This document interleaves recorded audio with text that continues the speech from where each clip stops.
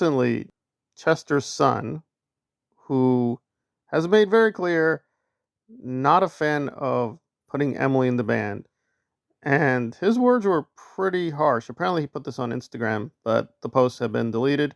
However, they have been preserved. So the basic gist is it's very, very harsh condemnation of Mike and his decision making with the band. But in my eyes, I don't know. I just have a lot of question marks here on all sides. Like, Mike just shared a very touching message to kind of unify the fans, saying they're not trying to replace Chester, trying to reassure people they're not trying to erase his legacy, so on and so forth. And listen, I do think it's disturbing that Emily has joined the band as a Scientologist.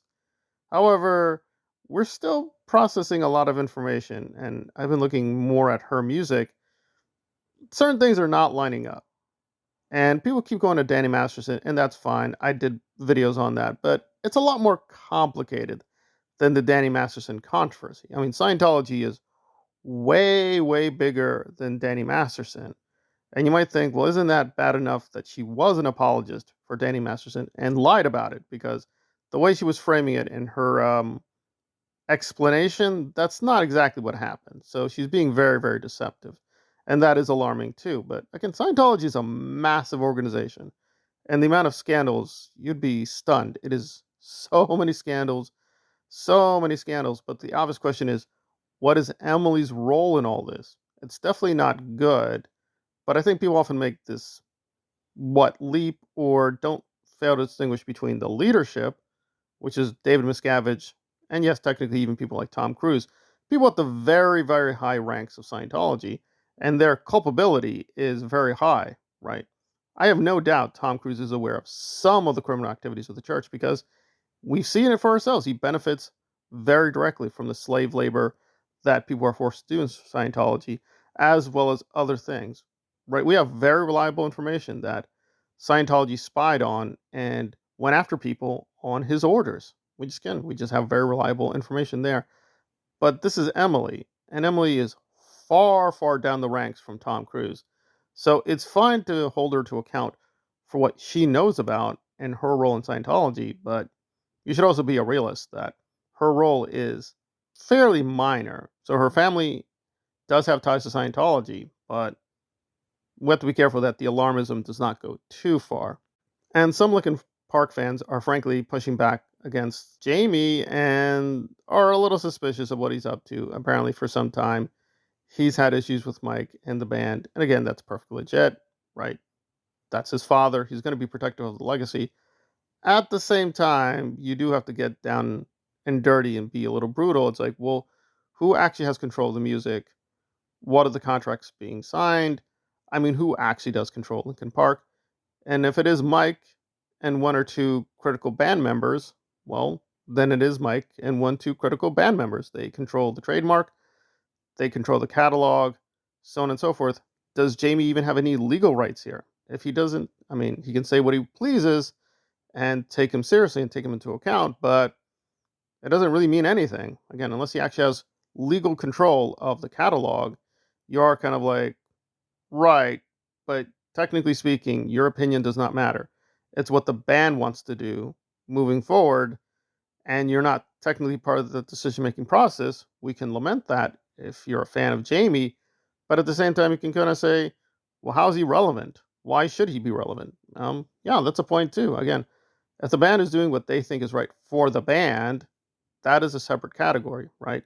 Technically speaking, his testimony does not really mean very much. It's interesting we now know this. We also have to be not naive that he's saying what a lot of people want to hear. They want to hear that they're disturbed that Emily's a Scientologist and that Chester's being insulted. So ought we listen to Chester's son? I don't really know. I understand what people are saying that he would be in a position to know, but what we want to know is if Chester would condemn Scientology. It seems Chester was definitely an advocate for people with mental problems and try to help people, but would he condemn Scientology? That I'm not so sure about. I mean, that's making a big leap because we just do have many people in Hollywood. They're a part of charities. They, quote, advocate for children, and yet they are still friends with people in Scientology. And we know this for a fact. right? We know this for a fact because Danny Masterson hung out with Ashton Kutcher, and for a while he was a part of charity that allegedly was helping children. Now, do I believe Ashton, given his record and given his friendship, was really taking care of children? No, I don't believe that for a minute. However, on paper, he was also an advocate for children. So two things can be true, that what Emily is doing is very suspicious, but that doesn't mean necessarily we need to believe what Jamie is saying. That's a big leap. I'm not seeing where we have to make the big leap. I mean, I'm glad he is adding his voice to the conversation, but at the same time, you do have to wonder, maybe there's just unresolved issues with him and Mike, and he's just using this as a part of his vendetta. And that brings us to growing up in Scientology and Aaron and Serge and their attempts to insert themselves in this controversy and just doing a lot of play acting and also pretending to be advocates for people. Now, with Aaron, that is very short and sweet. So let me keep it concise. I was actually going to do something more broad, and I probably will because it's just very alarming the way he acts. So let us not. There's no nice way to have a euphemism about this. Okay, so Aaron recently was charging a woman in Scientology with covering up crimes against children. Okay. And apparently he gave a kind of snarky tweet. Now, I cannot see this tweet because he blocked me. And he blocked me because I keep fact checking him. And apparently, Aaron does not like being fact checked. That's just not permitted in the cult of Arontology. And is it a cult? Well, it looks like it's acting a lot like Scientology. So what am I talking about? Well, apologies to the old subscribers because people probably are aware of this controversy. But for a while, Aaron was hanging out with Tommy Scoville, who on record is a lifelong criminal. The reason he did that is because he was doing videos on Danny Masterson. He wanted an inside point of view of someone who was in prison, was a criminal, and Scoville was one of those guys. He robbed banks. But here's the problem. He did a lot more than robbing banks. So the Scientology people did some research on him. And again, granted, right, we know the Scientology people do propaganda. But this seems very credible because there's another researcher who double-checked his story. And again, I have a lot of issues with this person now. Not going to get into that. But Dana at Rotting Jewels did a breakdown, and her information seemed to, right, be the same thing as the church. She wasn't using the church documents. So something is definitely here. And one of the crimes that Scoville went to jail for was, and again, let's be fair, maybe we made a mistake, allegedly, but I think this is pretty true, assaulting a 15-year-old girl. I'm keeping it very vague because I'm guessing it was a lot more graphic. Now, on that one, Scoville has talked about the bank robberies. He's talked about drug dealing. He takes a lot of drugs. He runs a recovery channel, and a lot of people suspect he is still taking drugs. But we'll put that aside. But on these kind of charges, again, I've tried to, in good faith, listen to him. All he keeps saying is like, oh, that's from the Church of Scientology. Oh, do you believe them? Well, one, that is factually not true. Dana is not connected to the church. She does her own research. She looked at Tommy's record, and yeah, it's very shaky. Also, that's not his real name, right? It's not just an internet thing. Apparently, he is putting out a false alias. His real name is Brett Allen Miller, and when you Google Brett Allen Miller, there are quite a few criminal cases. Now, however, that could be mistaken identity. Some of these Bretts have committed criminal acts, but they may not be him. That's true. However, some of these timelines do overlap, and it is pretty bad. And that's Aaron's friend, though more recently, Aaron and him just don't communicate. I wonder why. I guess it'd be outright hypocrisy if Scoville was right there, but now we're going to pretend he never met Scoville. He never did videos with Scoville. They were never friends, even though they were very friendly for months and months and months. But now we're more recently can't see Scoville. Where is he? I don't know. I guess the relationship is in a very weird area now. And then we get to Serge, and he's a mess and a half. Serge has been in LA for a while, and he was very active in these Hollywood circles. There are pictures of him repeatedly. There's not just one photo of him, Jordan Masterson, the Masterson family. Danny Masterson went to one of his art exhibits. So he's very familiar with this Hollywood Scientology scene. And guess who showed up for one of these events? Emily Armstrong. So Serge left the church in 2015, though whether he was pushed out or left, we still don't know. And he joined the church formally at a very young age, at 15 years old.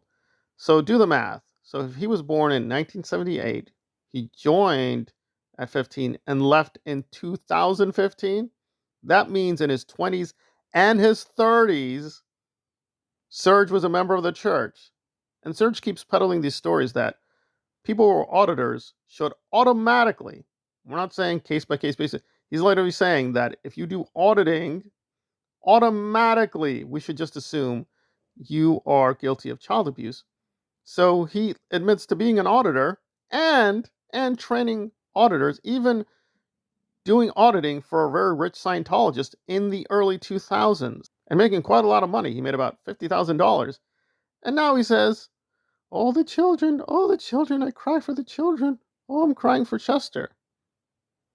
Like, these timelines do not make any sense. Well, if you cared so much or were so alarmed, why did you stay in the organization over a decade? Why did you continue to do auditing? And if auditing is child abuse, why are you not in jail? Good or bad with Scoville, he did go to jail. For at least some of these crimes, he went to jail.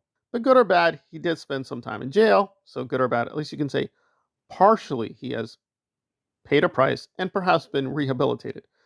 You can question whether he really has been rehabilitated, but he did spend some time in jail. Serge has spent zero time in jail.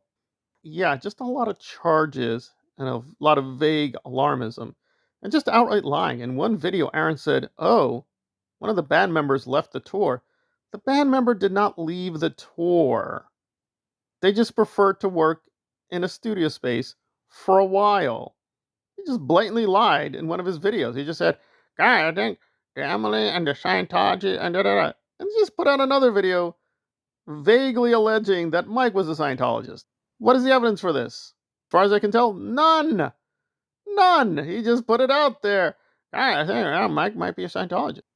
So it's just a lot of fake stories and a lot of fake outrage. Is there something to be outraged about? Absolutely. David Miscavige has been credibly linked to very real criminal activities. There, I don't have to say alleged. Like, his father found evidence that Miscavige might have possibly been planning an assassination attempt. That's on the record. These two guys who were stalking his father got arrested, and they got arrested with a massive gun, an illegal gun. There are reasons to be very alarmed with people who are hooked up to the church. However, that is Miscavige. That is the top leadership. If we're talking about Emily, it's not clear what we think about her. But it's the same thing with Serge and Aaron, right?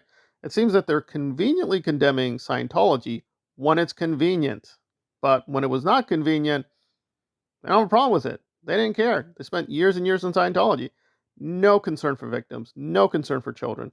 But now that it's convenient, suddenly, I have a lot of questions for you, Emily. What about the children, Emily? What about the children?